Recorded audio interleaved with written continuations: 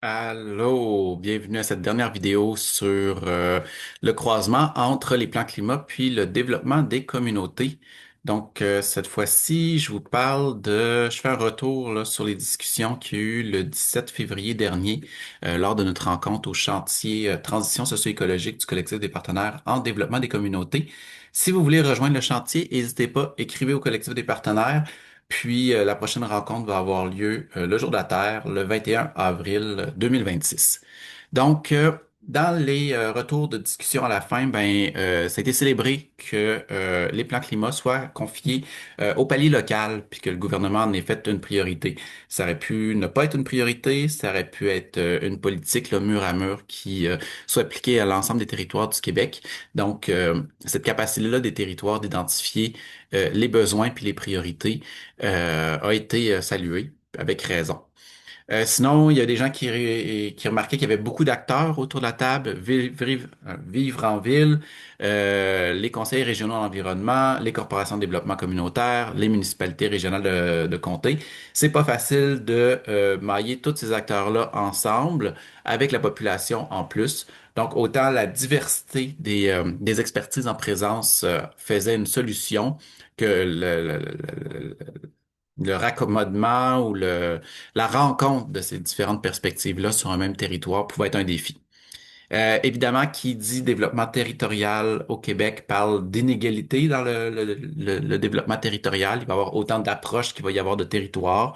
Les gens identifiaient comme frein que parfois c'était une approche techniciste qui s'intéressait beaucoup aux gaz à effet de serre, aux infrastructures, qui pouvaient fonctionner en silo, qui pouvaient faire venir des consultants externes qui étaient déconnectés des réalités du territoire, puis souvent avec une approche le top-down de la MRC qui va déterminer un peu à huis clos qu'est-ce qu'il va y avoir dans le plan climat. Mais à l'inverse, ça pouvait être aussi les plans climat un levier. Donc, il peut y avoir une intégration de la politique de développement social à l'intérieur des plans climat, une consultation des premiers peuples et des personnes vulnérables, une collaboration avec les espaces de concertation existants. Ça peut être une occasion aussi pour faire des conférences ou de la vulgarisation sur l'adaptation puis l'atténuation. Parmi ces déploiements qui sont inégaux, il y avait aussi, c'est ça, des freins, des opportunités identifiées par les différentes personnes présentes. L'ampleur des besoins rend difficile la participation du communautaire. Souvent, il est occupé à autre chose. Puis le financement va au MRC. Donc, ça leur permet pas de dégager plus de temps pour être présente dans les discussions. Il y avait des inquiétudes de sursollicitation si le plan climat devenait une nouvelle concertation sur le territoire.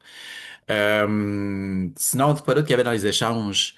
Euh, il y avait que les arrimages, quand il y en a entre la MRC puis les autres secteurs de la société, ils dépendaient beaucoup de la sensibilité aux enjeux sociaux des personnes en poste pour réaliser le plan climat. Un point super important qui a été souligné, c'est qu'il y a des gens qui sont réfractaires dans les différents territoires à l'action climatique, puis que le contexte de polarisation fait que ça devient un sujet sensible. Des fois, la santé publique, la sécurité publique peuvent prendre beaucoup de place autour de l'élaboration des plans climat. Donc, il y avait un point de vigilance à avoir à ce niveau-là. Le lien entre le social puis l'environnemental était à renforcer chez les gens qui étudient en environnement. Donc, on avait une professeure d'université qui était présente, puis qui disait que présentement, c'était surtout la question de un cours, la manière que les changements climatiques ont un impact sur différentes facettes de la vie sociale. Puis là, ils ont tendance à transformer ça pour en faire un volet qui est transversal, comme ça peut se faire aussi dans l'autre sens à différents niveaux. Puis enfin, il y avait un autre point de vigilance où est-ce que les budgets disponibles pour la réalisation des plans climat, donc la phase 2, pouvaient aller vers la décarbonation puis la révision des cadres réglementaires en priorité, surtout s'il n'y avait pas trop d'argent disponible. Puis à ce moment-là, ça laisserait peu de choses ou d'espace pour que des mesures étant plus directement reliées avec le développement social soient priorisées. Merci pour votre écoute. N'hésitez pas à commenter en bas ou à nous écrire. Puis ça m'a fait plaisir de vous faire ce survol-là des plans climat. Euh, Au plaisir et à la prochaine.